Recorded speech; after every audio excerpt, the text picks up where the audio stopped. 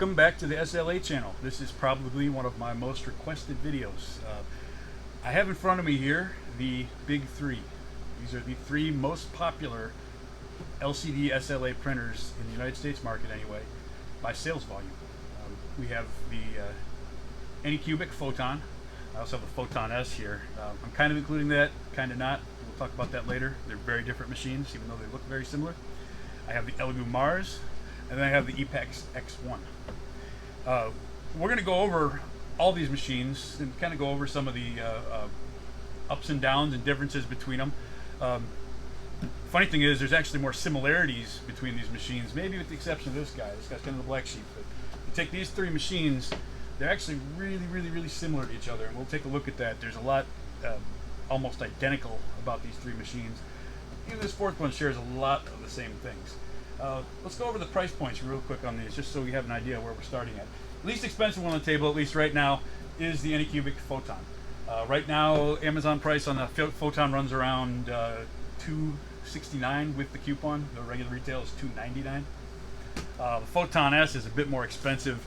Listed on Amazon right now for $470. There is a $70 off coupon, so you're looking at about $400 on this one.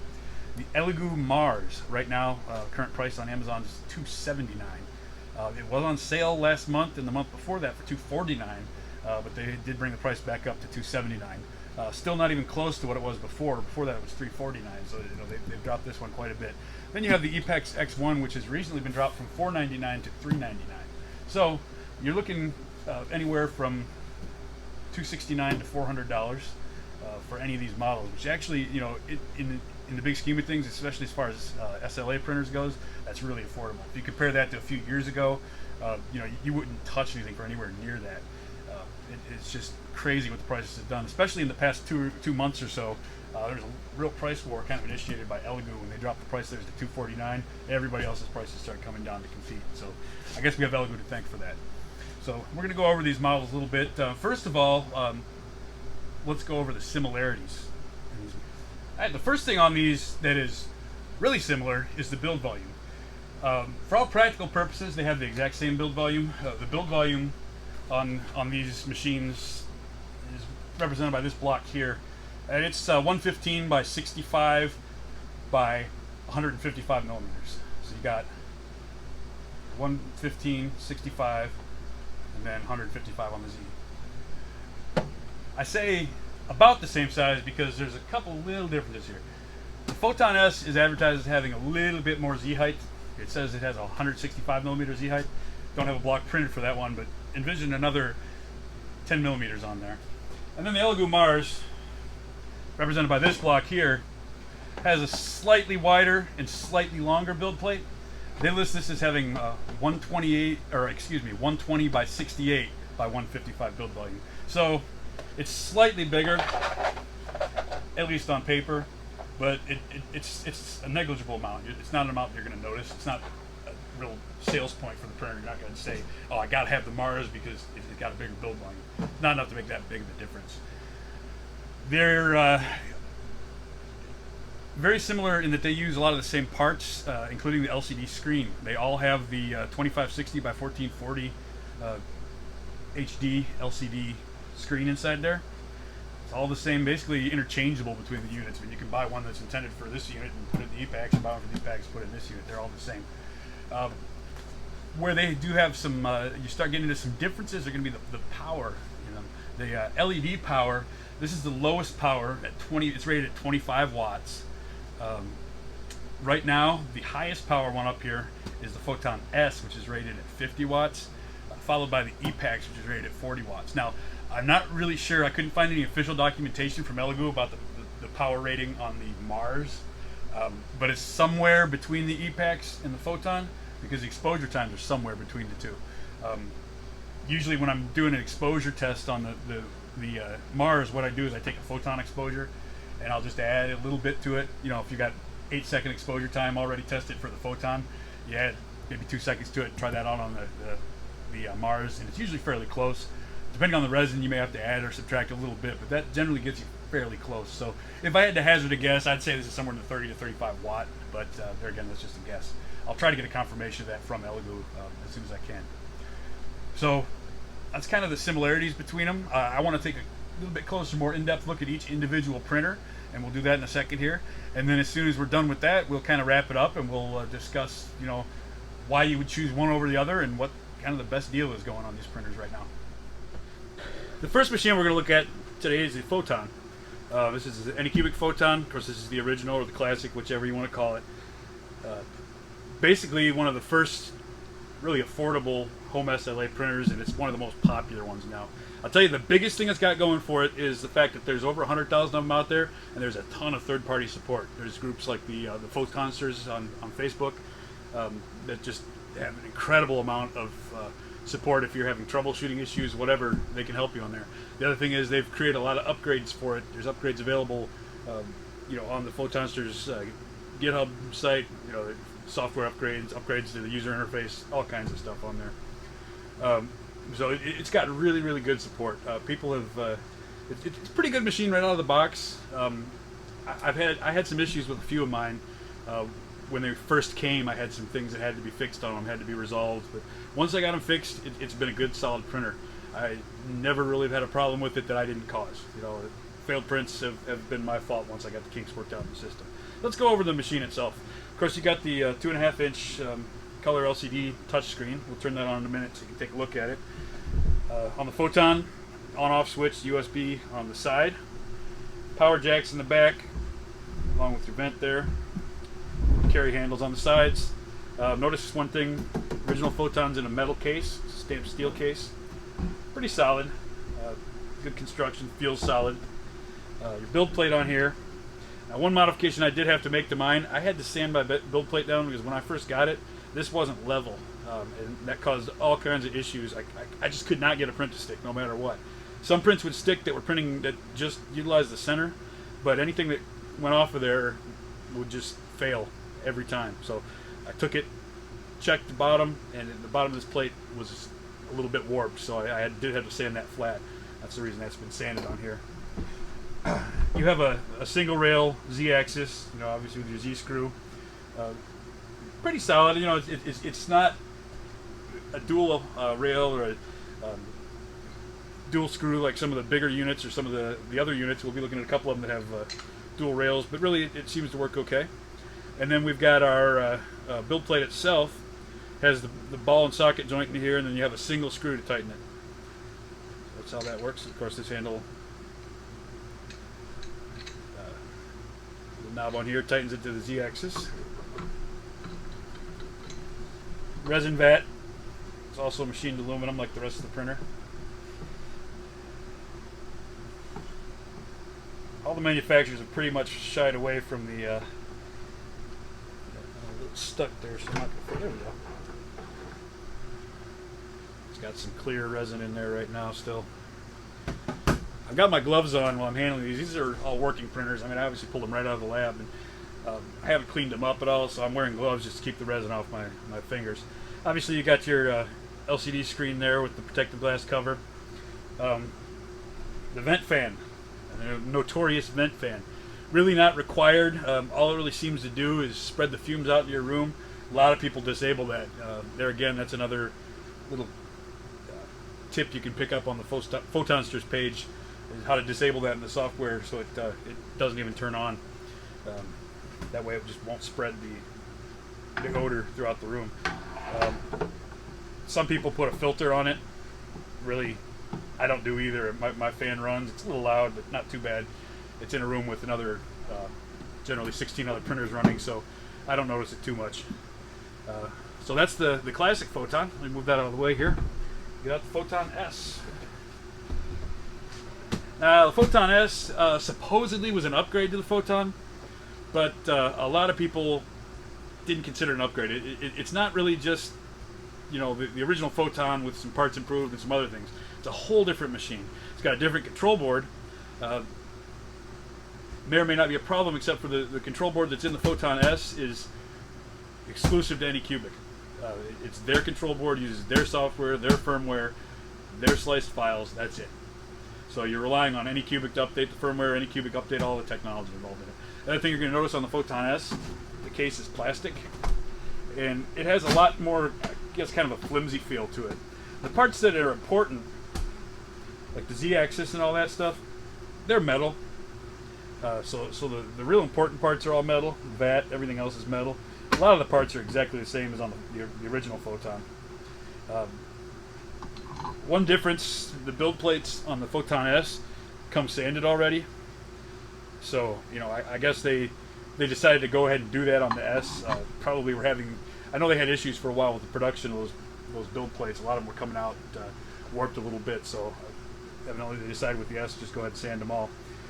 Like I was saying, the major upgrades to this, the first one is the dual rail Z-axis. You can see you got 2 guide rails back there instead of just the one. That gives you a little bit more stable Z-axis, a little less Z-wobble. I haven't personally had any issue with Z-wobble on either of the machines, on the original Photon or the Photon S.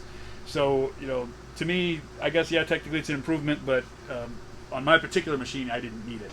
Now, some of the printers out there, some of the Photons did need that.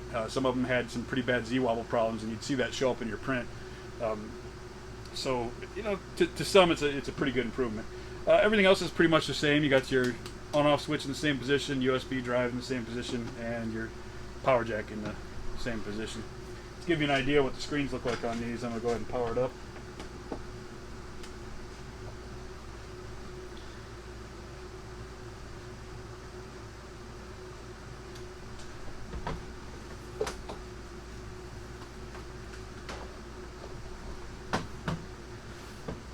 Just to give you an idea what the screens look like on these, I'm going to go ahead and power it up. And there we go. Got our boot screen. Pretty easy to read, pretty easy to manipulate. The firmware between the two is pretty different.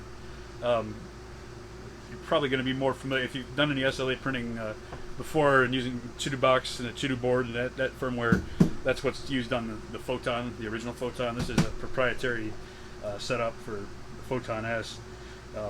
They both work. Really, which is better is a personal preference. I don't like any one better than the other. I do think, you know, the one drawback to this machine is it uses a different sliced file. It uses the Photon S file, which is exclusive to this machine. The other ones use either a Photon file or a generic Chidu box sliced file. It reads both of them just fine. Not a huge drawback, but some people didn't like that. A lot of people were a little disappointed with the Photon S. They were hoping for an upgrade to the original Photon, and to a lot of people this was, you know, either downgrade or just a lateral move, because the improvements really didn't necessarily support the price increase and all that. One major difference between the two, in addition to the Z-rail though, is the power of these two units. The Photon S here is rated at 50 watts, which is twice the power of the original Photon, and the print speeds are considerably faster. They aren't going to be twice as fast, but you do shave 25 or 30% or so of your time off of there, which is significant when you're talking, you know, a print that's several thousand layers. So that's the Photon, the Photon S. We'll take a look at the Elegoo Mars next. Here we have the Elegoo Mars. Very, very similar to the Photon. Many, if not all, of the parts internally are pretty much interchangeable. Control boards, the LCD screen, all that. Few key differences. Obviously, it's a different style case. This one has a completely removable dome. I kind of like that because it gives you full access to everything all the way around. Now, I had mentioned plastic vats before, and that all the manufacturers had gotten away from that. I do have a plastic vat sitting in this machine right now. This is not the vat that comes with the machine, though. That's a new vat that's going to be coming out from Elegoo that I've been testing. The vat that actually comes with the machine is aluminum, just like the other ones. I have it. It's just sitting over there. I just cleaned it out and haven't put it back in yet. So it is the same vat, essentially, as the Anycubic printers. Similar in a lot of other ways as well. Key differences to the case itself. Obviously, you know, removable dome. The LCD screen on the Mars is a 3.5 inch, so it's a much bigger display. It makes a difference. Everything on it's a little easier to read, a little easier to see. One kind of drawback is a major annoyance to some people. To me, it's a minor thing. is that the power plug, the switch, and the USB are on the back of the unit. Yeah, you got to reach all the way around it to get to it. Not too bad. If you really wanted to, you could put an extension cable on that USB with no problem. Leveling system is very, very similar. It's a ball and screw. This one has 2 set screws instead of just the one from the top. It's a little bit different setup. And then this is the build plate as it comes from the factory. I haven't had to sand this or anything. A little scratched up from use, but that doesn't hurt it. The build quality overall on this is good. Everything seems to fit together nicely, good and tight. I've never had any issues with it. Right out of the box, I will say, and it's just been my personal experience, I had less of a problem getting the Elegoo unit up and running. It was pretty much take it out of the box, pour in the resin, and go. I mean, you obviously have to level the print surface before you do it, but it was a pretty quick, easy process. Just a little bit easier on the Mars, at least with my personal experience. Like I said before, I had to send a couple of the Photons back. I bought them from Amazon, I got them, and if they weren't working out of the box, I'd send them back. I didn't really feel like doing any tinkering. I didn't have the time to. And I also kind of felt like, if I buy a new machine, it should probably work when I first unpack it. That's my personal feeling anyway. Just like the Photon, single rail Z-axis, and of course a single screw. Very, very similar in that regard. Print speed, well, the power on this, like I said, I don't know for sure what the power is. I'm not sure what it's rated at. I would guess 35 watts or so. It is more powerful than the Photon, less powerful than the Photon S. It's right in the middle between the two. So it's a little faster, but not a huge amount. But then again, when you're talking a print with several thousand layers, 2 seconds, 3 seconds on a layer does make a difference, and this is a little bit faster like that on each individual layer than the Photon is. So that's the Mars. We'll take a look at the EPAX X1 next. And this is the EPAX X1. The EPAX is essentially a Photon on steroids. Really, everything internally is the same as the Photon, with the exception of the LED array, which on this one is rated at 40 watts, so it's got a lot more power than the Photon does. It's in a much sturdier case. It's a really nice, steel case. You got a screen that flips up similar, or a protective cover that flips up similarly to the Photon. It's a little bit different design. One kind of nice thing about the EPAX is when it's flipped up, it can be up against a wall in the back without the case getting in the way. You'll see on the Photon when you try to do that, it doesn't work. You got to have some room behind it. That's kind of nice, especially if you're trying to build a print farm out of them. And that's what I got this for when I initially got this unit. I do some production work, and I needed a reliable unit for that production, and that ended up being the EPAX. A few major differences between it and the Photon. First of all, it's got an upgraded Z-rail. The Z-rail on this is considerably sturdier and stronger than the Photon. What it's got is 2 steel guide rails back there that are running on bearings. Just a much sturdier setup, less chance for Z-wobble. Next major difference is the build plate itself. Now this uses, rather than the ball and screw, it uses the 4 screws to tighten it. In my experience, these are maybe a little harder to adjust the first time, but once you get it set up and running correctly, once you get this thing leveled, it doesn't need re-leveling as often. It can take a little more. The other cool thing about the X1 is it comes from the factory pre-leveled and ready to go. So of all the printers, this is the only one that you're going to open the box, put the thing on your desk, pour some resin in, hit print, and start going. This comes ready to go. But if you do have to re-level down the line, it's not a difficult thing to do at all. It's just removing the 4 screws and same procedure, lowering it down, using either paper or inside your vat or whatever particular method you use. We won't go over that now. We'll definitely cover that in future videos though. The case on this is pretty convenient. They made a few improvements. It does have the switch and USB on the side. They moved it right to the front here on the X1, which is kind of nice. So your USB is right there on the front. It also came with a cool small USB drive instead of one of those big clunky ones. And your power's on the back. Similar in other regards to both the Mars and the Photon. Basically the same resin vat, different color, pretty much the same thing. LCD screen, obviously. You see a little addition to mine. I got to replace this on here, but this is a capped-on tape that's going around the edge. This one, I broke the screen on it once.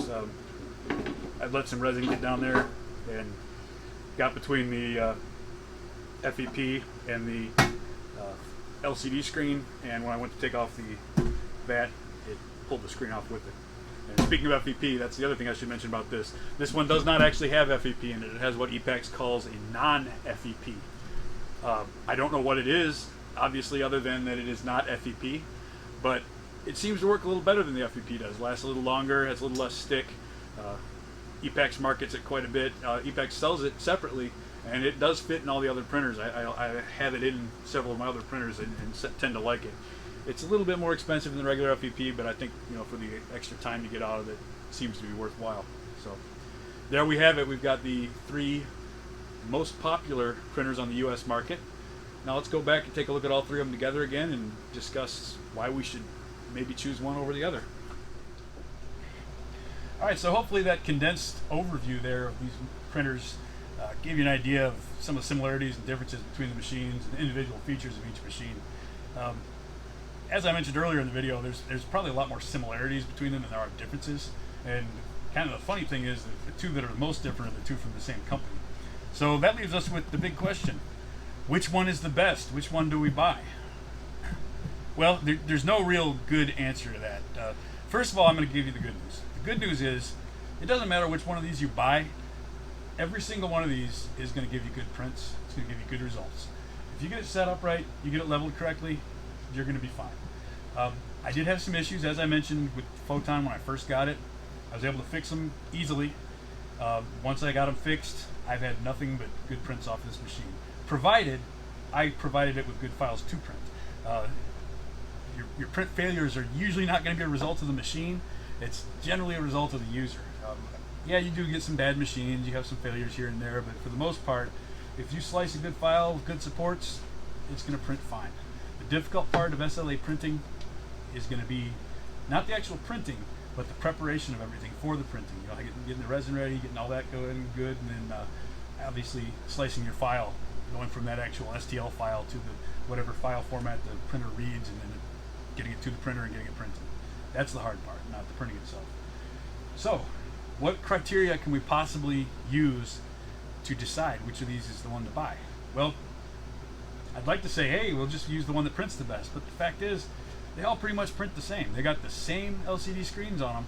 It's a 2560 by 1440, and really the resolution on all of them is about the same. You might see a slight improvement on the EPAX and the Photon S because of the dual axis, the dual rails on the Z-axis, but it's negligible.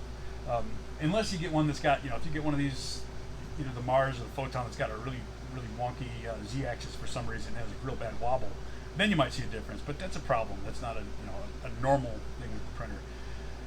If I had to give an edge, a slight advantage to one of these for quality of print, it probably would have to go with the EPAX. There's a slightly better print coming off of this, and again, it's really hard to say, oh yeah, this is definitely better. But it just seems to have a slightly nicer print quality coming off of it, which would make sense. It's got a more solid Z-axis, so it's probably a little bit more capable in that regard. Build qualities. They're all built really well. Photon S is a little disappointing in its build quality. I know that all the parts that need to be are metal, the inside parts are metal, the parts on the Z-axis are metal. The case is plastic. It's got a cheap feel to it. It's a real shame because if they'd have just put it in the same case as the regular Photon, it would just feel so much nicer. It just has a, when you're paying that much money for a printer and it feels like that, I don't like it. If I had to rank them in terms of build quality, again, the EPAX is going to have a slight edge. It's just really well assembled. It's a tank of a printer. I mentioned earlier in the video that I use this for production. I make a small part for one of the machines I build on this, and I print them, on this machine, hours at a time, days in a row, without the slightest issue. I know several people that use these on print farms very successfully. This is the only machine they use, and it's because they work, and they work, consistently. They're easy to work on, easy to replace parts, and customer service on these is also really great. Customer service for the EPAX is US based. It's out of North Carolina, and the parts are shipped out of North Carolina, which is a huge advantage, especially in a production environment, because if you break apart on one of these and it's something that isn't carried on Amazon, or it's something you need to get under warranty and you have to have it shipped from the company, when they ship it from China, it can take a long time. I've had parts take more than 2 weeks to get to me from China. So you definitely have an advantage on the EPAX. When I had to replace the screen on my EPAX, I ordered it from the company. I had it in my hands 2 days later. That's a huge thing. 2 days versus 2 weeks, especially if you're running a business, it makes a lot of difference. So the EPAX is going to be a good choice for somebody who's maybe going into production. They need the reliability of a machine that's going to, it needs to be there for you. You can't wait 2 weeks for parts. It's not just a matter of being disappointed, not being able to make the gaming convention or whatever with your new toys. It's a matter of, I got to get my orders out. I need a machine that works. EPAX is an excellent choice for that. It does cost more. You're paying a premium for that. You're paying $400 versus $279 or $269 or whatever. But if you need it to be there, it's worth that extra money. Firmware support for the EPAX is also great. They tend to be a little faster than some of the other manufacturers are when a problem's found, getting it updated, getting it fixed. EPAX seems to lead that. Now, the nice thing is, and you'll find this out if you go over and visit the webpage of some of the support groups for the Photon, and that is that you can use the EPAX firmware on a Photon. So you can get a lot of the features of the EPAX out of a Photon, but then again, you don't get the build of an EPAX. So for someone who's going to be using it more than the average home user, EPAX, I'd say, is definitely the way to go. All right, so that's going to leave us with basically 3 other options. Photon S, man, it's a disappointment. There's a lot to love here. The power, the extra power that the 40 watt array over the 25 watts is nice because it is a lot faster. But it's just, I kind of wish they'd have done what a lot of people out there wish they'd have done, just taken the Photon, which is a proven machine, juiced it up a little bit, put that 40 watt in there, put the dual rail Z axis in there, and then call that the Photon S. Use the same boards. It's got a proven board in there. Use the same slicing software and all that. A lot of the things that have been developed to improve the Photon S, as far as like resin exposure tests and things like that, do not work on the Photon S. So, they work really well on this. Give you a whole bunch of extras for this, and then if you get the S, you're kind of on your own. That may change in the future, but from what I understand, Anycubic's got to open up the software on the S, and they haven't done that yet. It's all proprietary. So, to me, justifying the extra cost right now of the Photon S is kind of difficult. Now, don't get me wrong. It's a great machine. I've gotten great prints out of it. I've had nothing but success with it. It's been a good machine for me. I like the flexibility that you're going to get with the normal Photon, and it's also a lot less expensive. So we're going to go ahead and take the Photon S and just move it off the table for now. And then there were 3. So we've already kind of discussed the X1 and who that's going to be appropriate for.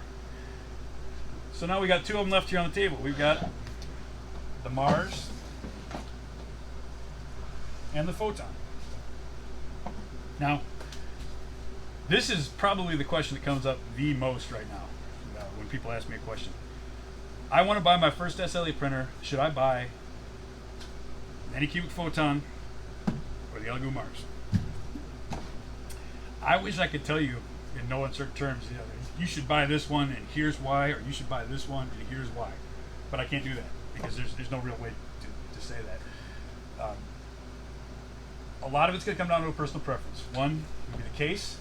Some people really like this hinge style case. Some people really like the removable dome. I personally am a fan of the removable dome, but that's a personal preference again. Some people, the deciding factor is the placement of the USB port. It's on the side of the Photon. It's on the back of the Mars. It's a little less convenient on the Mars. I don't see it as a huge difference. Build quality wise, they're similar. Elegoo's are maybe a notch above. They're just nice looking. You can tell when you pull it out of the box that it's a well-made piece of equipment. Photon, I don't even really know how to describe it. I guess I would say maybe it looks a little more mass-produced. I know they're both mass-produced, but the Photon's just a little rougher around the edges. As I had mentioned a few times previously in the video, I had some issues with my Photon that I had to straighten out, and once they were straightened out, again, I didn't have any further problems, but that was kind of a pain at first with the Photon. Didn't have any of those kind of problems with the Mars. It printed fine just right out of the box. Personal preference, I would go with the Mars. That's a personal preference of mine.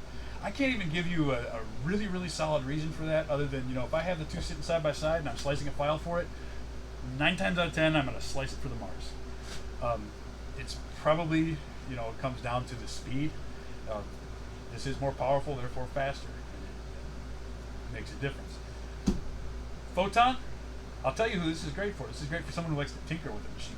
Because even though it prints really nicely right out of the box, there are a lot of upgrades available for it. There's a lot of fun stuff you can get involved in on the Photonsters group. So if you like to play around and mess around with your machine, this is a really good one to go with. But like I said earlier in this segment, it's not going to really matter which one you pick. As long as you get it set up right, it's going to give you some awesome prints. Alright, so hopefully I gave you some information that'll help you pick between these. If you've got any questions, feel free to leave them in the comments section down there. I'll try to get to them, or you can always follow the link in the description to my Facebook group, where I'm more than happy to answer any questions. I've got a group on there, and what we're doing is comparing printers, help people pick out their first printer. So, if you have any questions, comments, anything to add, feel free to add it down there, or join us over there on Facebook. Make sure you hit subscribe. I'll have a lot more videos coming out on these machines and different types of resins. We got all kinds of resins to test. A bunch of new ones coming in this week. I've got a couple of them that aren't even publicly announced yet that we're going to be running some tests on, and you'll get to see that first here. So make sure you hit that subscribe button, and thanks for watching.